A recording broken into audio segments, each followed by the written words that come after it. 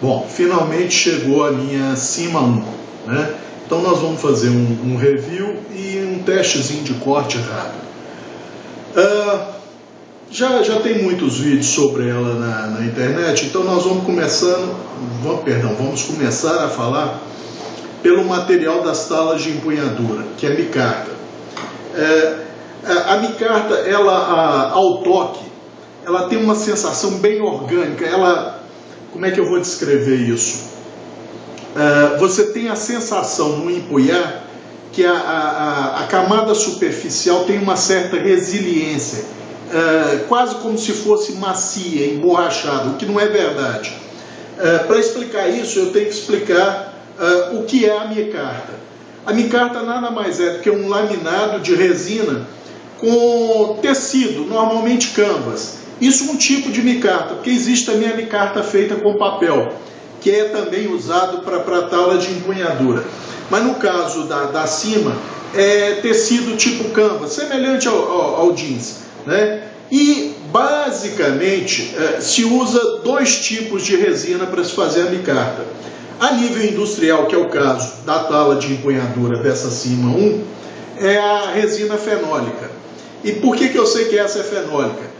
Porque no empunhar a faca, quando ela chega, essa tala de empunhadura é acinzentada. Só que a micarta ela tem uma característica, ela é higroscópica, ou seja, ela absorve água, e não só água. Eu não gosto particularmente da micarta, porque ela também absorve cheiros.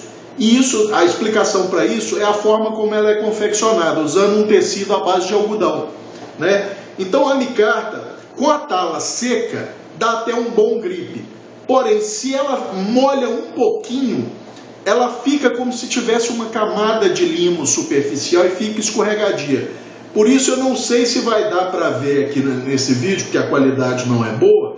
Eu vou tentar movimentar. Eu fiz várias pequenas crateras da empunhadura de um lado e do outro para dar gripe.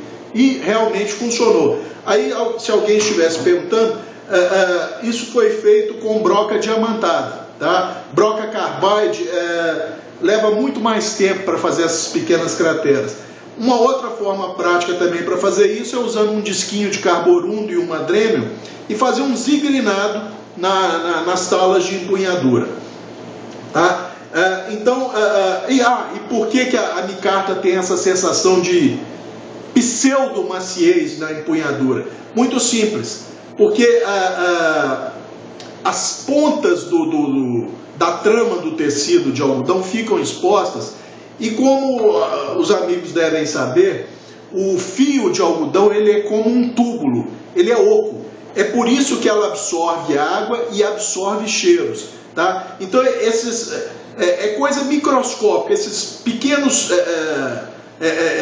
fios do tecido usado no laminado, né, normalmente uma canvas, que é um tecido muito assemelhado ao jeans, eles ficam expostos, e aí quando molha, o nosso cérebro é facilmente enganado, ele confunde essa sensação dos fios de algodão com maciez, com coisa orgânica, tá? Na verdade, ela é rígida, seca ou molhada, ela é extremamente rígida, né? Mas o nosso cérebro se confunde. E eu falei, por que eu não gosto da micarta? Não é que eu não goste, não quero de tudo. É que eu acho o G10 um material superior a ela, né? Por exemplo, a Cima 1058, a tala de empunhadura em G10. Desculpe. Mas a micarta não é um material ruim, eu só vejo essa pequena desvantagem. Mas eu, por exemplo, já fiz micarta em casa, em vez de usar resina fenólica, eu usei a de poliéster, né, e usando jeans. E uma tala minha, isso na época eu participava de um fórum, eu fiz um experimento para ver, eu cortei a tala ao meio, guardei uma na minha gaveta, e a outra eu joguei em cima de um telhado que eu tenho que pega sol praticamente o dia inteiro. Era para ficar lá uns 3, 4, 6 meses no máximo, eu acabei esquecendo dela, ela ficou quase um ano lá, não alterou em absolutamente nada. Era um jeans azul e os raios ultravioletas não fizeram a menor, não havia diferença nenhuma entre a metade da tala que ficou exposta ao tempo, pegando sol, chuva, vento, etc., e a que eu deixei guardada na gaveta. Então é um material resistente, só não é, por exemplo, resistente a fogo, igual o G10. tá? A micarta não é tão resistente a fogo e tem esse pequeno inconveniente de pegar cheiro. Mas vamos lá. As taulas da empunhadura em micarta, cada talinha dessa, propriamente dita, tem cerca de 6 milímetros. O que somado à espessura de mais ou menos 4,8 milímetros da lâmina, dá quase aí 1,7 centímetros de largura máxima de empunhadura, tá? E outro detalhe, a empunhadura dessa faca é extremamente confortável. A ergonomia é fora de série. Muito, mas muito boa mesmo. Ela vem, a minha veio toda certinha, ela vem pareada com a empunhadura, então nesse ponto nada a reclamar. Ela é arredondada nos bordos aqui do dorso e aqui embaixo, tudo tranquilo. Esse chanfro aqui para você poder fazer o pinch grip é muito bom. Ela tem alguns pequenos hotspots que uma lixazinha 400 resolve em menos de 1 minuto, que é nesse ponto aqui, essa quina aqui do chanfro e aqui. Basta passar uma lixinha e você vai poder trabalhar o dia inteiro com ela sem problema nenhum. E outra coisa, no pomo aqui, na parte exposta do pomo, veio muito cortante, tanto um lado e outro. Tive que passar uma lixa também, tá? Então, essa é a questão da empunhadura da cima. Uma das melhores que eu já vi, apesar da micarta ou com a micarta, né? Mas como eu disse, eu tive que fazer, não sei se dá para perceber, pequenas crateras nela toda, tá? Para ter gripe quando molhada, e principalmente se for pegar com sangue, igual eu fui mexer com carne com ela com a empunhadura normal como vem de fábrica, escorrega que é uma beleza. Com as mini crateras, ou quem quiser, e é mais fácil fazer com disquinho de carbono, fazer um zigrinado nela, aí o grip fica muito bom, tá? Então essa parte da empunhadura está eliminada. Outra coisa, gente, esse jimping aqui, tá? Ele realmente funciona para travar o dedão, mas ele é muito agressivo nas bordas dele, tá? Nas bordas do jimping. Então eu tive que passar uma lixinha, tipo uma flanela. Eu prendi a faca numa morsa, e como um engraxate passando uma flanela, eu peguei uma lixinha 400 e dei uma lixada para quebrar as bordas, e depois vim com uma pedra montada numa Dremel, arredondando as quinas internas. Porque senão, se você só pegar e empunhar a faca e cortar uma coisa ou outra, tudo bem. Mas no uso prolongado, ou principalmente se você for cascar alguma coisa e usar esse tipo de empunhadura, ela machuca o dedo. Então eu tive que arredondar, tá? A espessura máxima dela no ricaço é de 4,8 milímetros. Mas logo aqui, na frente do ricaço, onde começa o desbaste, já passa para 4,4 milímetros. Isso não quer dizer que ela seja um distal tape significativo desde aqui ao final do ricaço até a ponta. Ela vai muito suavemente decrescendo cerca de 0,1 milímetro aos poucos aqui, e esse distal tape só fica acentuado após essa porção aqui, daqui até a ponta, aí ele fica mais acentuado. O aço, como todos sabem, é o equivalente chinês do 440A, é o 7 cromo 17 MOV, né? Um aço muito bom. Ele tem algumas características, gente, que são interessantes. Por exemplo, o 440C ou 9 cromo, ele é muito mais quebradiço, vamos dizer assim, ou melhor colocando, ele suporta menor energia de impacto para fratura do que o 440A. Por que eu estou falando isso? Porque acima 1058 é em 9 cromo 18 MOV. Então ela tem, apesar de ser uma faca um pouco mais espessa do que essa Cima 1, ela tem mais propensão à fratura por choque do que esta Cima aqui, pelo aço.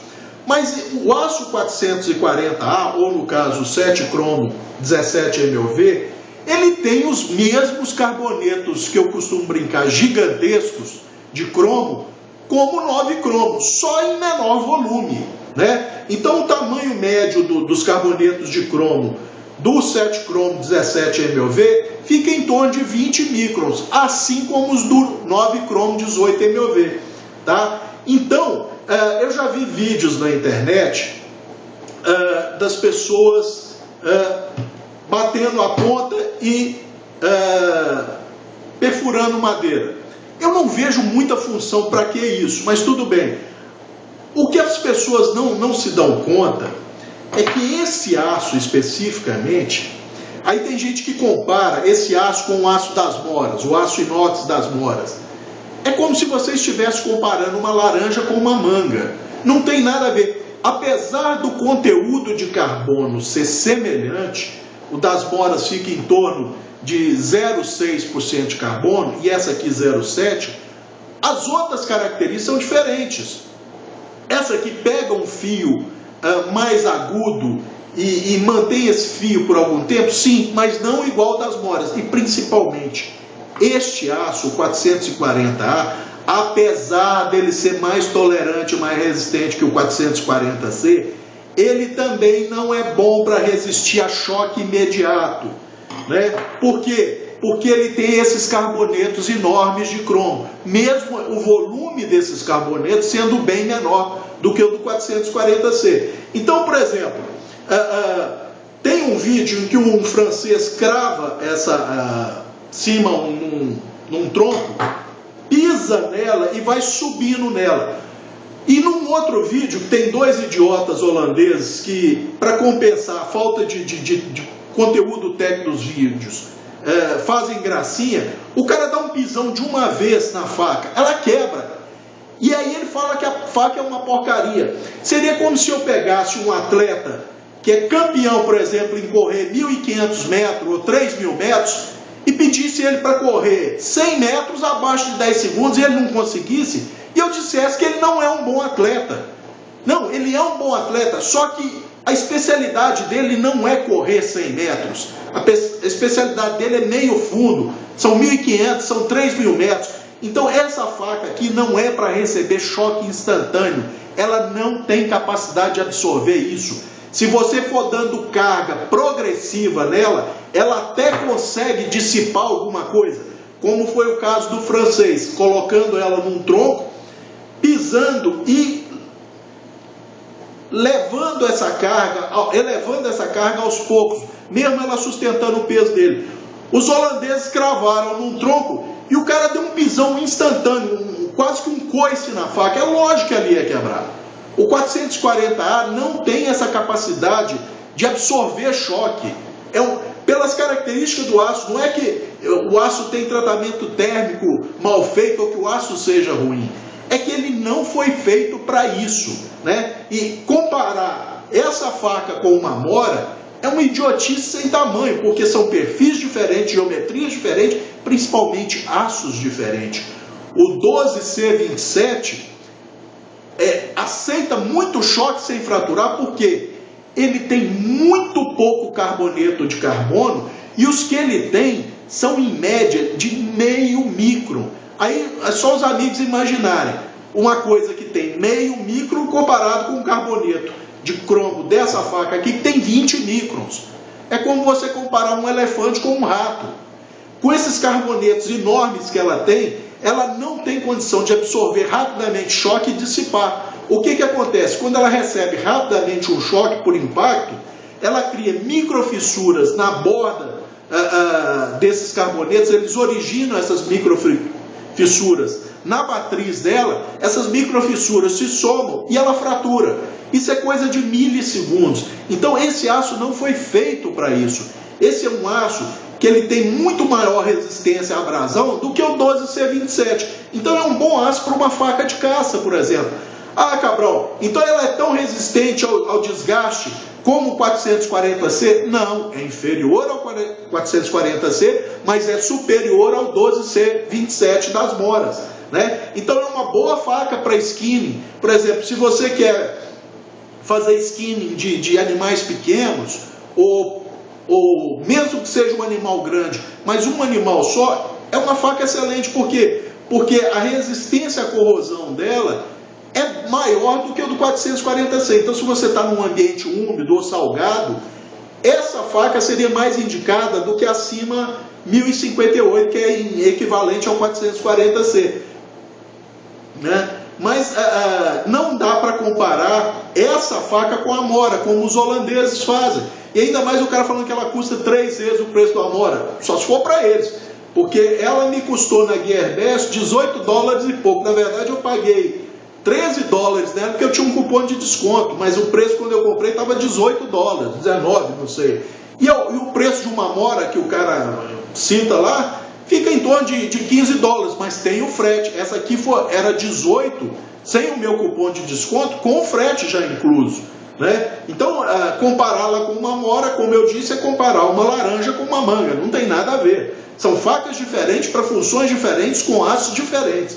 Apesar do conteúdo de carbono ser semelhante. Mas as características são diferentes. Uma coisa que todo mundo fala da bainha da cima é o peso. Realmente é uma bainha pesada, pesa 132 gramas. Boa parte disso por causa desse clipe de metal, né, que é fixado tipo... como é que hoje me fugiu o termo? Na bainha que é plástica, tá? Vamos chamar de clipe, o termo correto não é clipe, tá? De aço, é um aço mola, tá? Uma tensão muito boa, tem 1 milímetro de espessura, tá? E ele é responsável por boa parte do peso dessa bainha. Então a bainha pesando 132 gramas e a faca pesando 208 gramas, o conjunto todo vai dar 340 gramas. É um peso respeitável, tá? Mas isso só vale para quem está fazendo um trekking ou qualquer coisa e aliviando carga o máximo possível. Ah, Cabral, mas uma Amora pesa 100 gramas, 90 gramas com a bainha. Tudo bem, mas às vezes o que você pode fazer com uma Amora, ou não pode fazer com uma Amora, você pode fazer com essa faca. Então depende, se você quer aliviar peso ao extremo, ela não é indicada. Tanto é que eu mesmo já falei que ela era um clone da ICE 3 ou da REP 3. Na verdade, ela, vamos dizer que é um organismo geneticamente modificado, porque empunhadura e geometria de lâmina é igual da ICE REP 3, né? Mas a espessura de lâmina é exatamente igual da ICE REP 4. Ou seja, a ICE REP 4 tem 4,7 milímetros de espessura máxima, essa aqui tem 4,8 no ricaço, mas já na área do flat dela, né, que não é o flat verdadeiro, não é aquele flat que termina em ponta aguda, ele é um tronco de cone. O que faz dessa faca, quando vem original, tem uma habilidade de corte muito ruim, gente, tá? Porque ela vem, para os amigos terem uma ideia, ela vem de fábrica com um fio de cerca de 18 graus de cada lado. Desculpe. E esse fio de 18 graus de cada lado, ele tem uma espessura no ombro dele de cerca de 0,95 milímetros, ou seja, quase 1 milímetro, né? Então ele tem aí, desde a borda extrema, né? Desde a borda extrema do fio, que seria o gume, até o ombro do fio, cerca de 1,5 milímetro, mais ou menos, de comprimento, com espessura de quase 1 milímetro. Ou seja, a habilidade de corte dela é ruim. E o fio desse exemplar que veio para mim é ruim, de fábrica. Por quê? Com esse fio de 18 graus, fizeram só um buffing nela, usando ou uma roda de papel, ou de couro, ou de feltro. Então, o que é o buffing? É só aquele polimentozinho na borda extrema. Então, ela corta papel com dificuldade com o fio de fábrica, tá? O que eu fiz? Eu peguei essa faca, né? Deitei na pedra, quase deitei, né? Você vê que ela está bem arranhada, mas ela também já cortou alguns tronquinhos com batone, não teve problema nenhum. Quase deitei na pedra, fiz um desbaste, depois fiz um desbaste de 5 graus, depois 7,5, depois 10 graus, depois 12,5. Passei numa lixa 600 sobre um mousepad para convexar todos esses desbastes e finalmente apliquei um microfio de 15 graus de cada lado, né? Então, com esse microfio de 15 graus de cada lado, ela corta papel de bula assim, ó. rapa cabelo só de tocar, tá? Um fio muito bom. Para quem acha que ela não pega fio polido, pega. E ela não fica nanoserrilhada como o 440C. Por quê? Porque o volume de carbonetos dela é menor, tá? Ela não fica também com o fio tão suave quanto a Amora em 12C27, por exemplo, tá? É o tal caso, são características intrínsecas do aço, tá? O desbaste das faces é em torno de 4 graus, né? Ela tem cerca de 31 milímetros desde a espinha até a borda aqui. O que fazendo as contas com a espessura de 4,4 aqui, dá mais ou menos 4 graus de desbaste cada lado. Na verdade, isso não é muito acertado, não, porque ela não é o full flat verdadeiro. Ela é tronco de cone, né? Mas com isso que eu fiz, ela ficou com uma boa habilidade de corte e continua robusta. Ah, Cabral, mas no vídeo lá o cara quebra. Eu já expliquei por que ela quebrou, tá? Esse tipo de aço não é para sofrer choque instantâneo. Ele até aceita uma progressão de carga, mas uma carga instantânea ele vai fraturar. Isso é desse aço, não é falha no tratamento térmico, tá? É uma faca muito boa para caça de pequenos animais, uma boa faca para camping, né? Para Minas Gerais, Rio e São Paulo, ela tem 9,7 milímetros desde a borda da tala de empunhadura até a ponta. Então é uma faca que estaria legal, poderia ser portada sem problema. O passador de lanyard dela tem 4,4 milímetros só de diâmetro, então ele não aceita paracorde de 5 milímetros, por exemplo. Se entrar, entra estrangulado e corre o risco de ser cortado nas bordas. Por isso eu recomendo, quem tiver uma pedra montada, fazer um chanfro nas bordas do furo de passador de lanyard de um lado e outro, que evita isso, mesmo para um paracorde de 4 milímetros, tá? Então é uma faca interessante para se ter, para se usar como para caça de pequenos animais, para fazer skinning, uma faca para camping, uma boa faca para pesca, apesar do peso. Peso, gente, é uma coisa muito relativa. Por exemplo, se eu tiver que cortar ou descascar 50 laranjas em sequência, eu vou preferir uma Amora do que essa faca. Não a Amora, apesar de que para cascar não faz muita diferença. Não uma Amora com o Scandi o original dela, mas uma Amora igual a minha, que eu passei o Scandi em vez do original que veio, eu diminuí para 6 graus de cada lado o Scandi e convexei. Ou então uma que eu simplesmente transformei em full flat. Por quê? Porque aí o peso faz diferença. Mas em outras situações, gente, o peso joga a favor. Por quê? Nós temos uma coisa chamada propriocepção, que é a capacidade do nosso cérebro interpretar, vamos dizer, as posições e o que está acontecendo com o nosso corpo e tomar atitudes em relação a isso. Por exemplo, nós só temos o equilíbrio que nós temos no andar, porque não era para nós andarmos perfeitamente sobre duas pernas. Por quê? Por causa da propriocepção, que fica o tempo inteiro corrigindo a tensão muscular no corpo todo, principalmente coluna, cintura e pernas, para nós conseguirmos caminhar. Um ato simples. Então, quando você tem um peso um pouquinho maior, a propriocepção interpreta melhor os dados da sua pegada, da sua mão, e ela te dá um controle maior para certas atividades. Ah, Cabral, você está falando que é sempre interessante ter uma faca mais pesada? Não, eu estou falando que em algumas situações o peso te ajuda.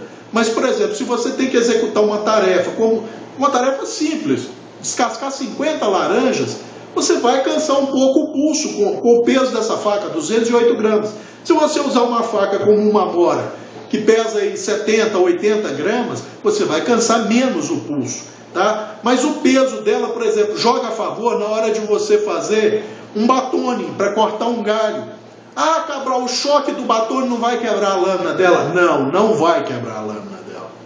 Ah, e se eu fizer shopping com ela para cortar o galho? Em vez de eu pegar o galho num batone e bater, eu fizer o shopping. Ela funciona também para shopping por causa do peso dela, tá? O centro de gravidade dela é mais ou menos atrás do primeiro parafuso da empunhadura.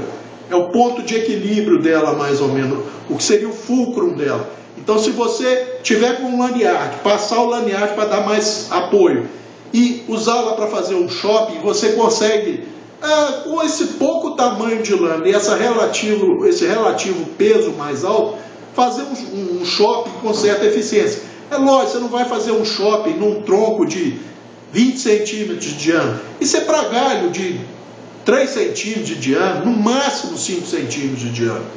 Mais do que isso, é usar a ferramenta incorreta para a função que você deseja. Tá? É uma faca muito bem construída, um bom tratamento térmico. Tá? A geometria dela que não ajuda muito. Por exemplo, se ela for comparada com a ISO ou a RET 3, em termos de habilidade de corte, as outras duas vão ter muito maior, porque a espessura de lâmina das outras duas são só 3 milímetros. Então, com isso, a habilidade de corte é maior. Mas essa modificação que eu fiz do fio deixou essa faca com uma habilidade de corte muito boa. Tá? E só para os amigos terem uma ideia, isso aqui é uma lata de cerveja comum de 550 ml. Vamos fazer o seguinte, vamos fazer alguns cortes na lateral dessa faca.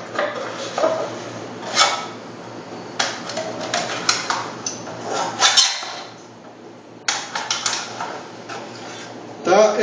O corte que eu estou fazendo aqui, gente, é uma mistura de push cut com slice, tá?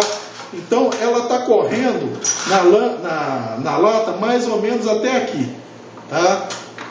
Deve dar para fazer uns 15 a 18 cortes aqui, mais ou menos, de 1 centímetro cada tira.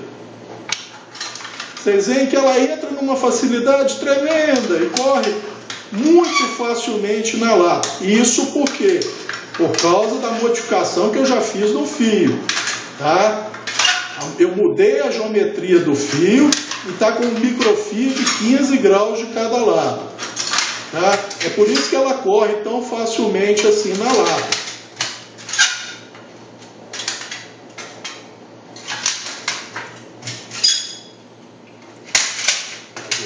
Agora a lata perdeu sustentação estrutural, fica mais difícil efetuar o corte, né? Pronto. Aí, a lata ficou toda sanfonada, né? Cabral, será que detonou o fio? Não sei, vamos ver. Será que detonou o fio dela? Eu acho que não. Cabral, ela rapa cabelo agora? Ó, eu quase não tenho cabelo no braço mais, mas vamos ver. Ó, tá rapando cabelo. Tão bem igual estava antes? Não, ela falha um pouquinho, mas está rapando cabelo. Aqui, meu gadgetzinho de 15 graus. Pelo barulho, vocês estão vendo que eu praticamente nem ponho força. Pronto, 3 passadas de cada lado. Pronto, voltou a rapar cabelo como estava originalmente. Então, gente, vocês veem que o tratamento térmico dela é bom. Não cortar uma lata de alumínio, isso é coisa que qualquer boa lâmina deve fazer isso sem maiores problemas, tá? Mas o fio não deu microdente, tá? Que é uma coisa muito importante, porque com o vídeo dos dois holandeses fica parecendo que o tratamento térmico da faca ou que o aço é uma porcaria, o que não é verdade. O tratamento térmico dela, na verdade, é muito bom, tá? Eu gostaria de uma dureza um pouco maior. O 440A ou 7 cromo 17 MV, ele aceitaria até uns 60, trabalhando muito bem, tá? Então eu preferia ela com 60, mas e outra coisa, vamos. Foi a primeira coisa que eu testei assim que ela chegou. Tem 58 de dureza de RC, tá? A dureza dela é 58 RC. Portanto, é uma boa faca pelo preço dela. É uma boa faca para quem quer fazer um camping, tá? Para quem quer caça de pequenos animais, para ela fazer um skinning, tal, preparo dos animais, até para pesca. Tem o inconveniente do peso, tá? A faca em si é pesada, boa parte disso também se deve à micarta, mas é lógico, a espessura integral dela de 4,8 milímetros dá uma boa carga nesse peso. E a bainha também é bem pesada para uma bainha de plástico, tá? A trava da bainha é muito boa, tá? Sem problema. Não tem aquele rattle que o pessoal fica reclamando. O máximo, se você for correr com essa faca na cintura, o máximo de barulho que ela vai dar é isso aqui, ó. A não ser que a parte metálica esteja pegando em alguma outra parte metálica, tá? A facilidade de colocar e tirar do cinto, tá?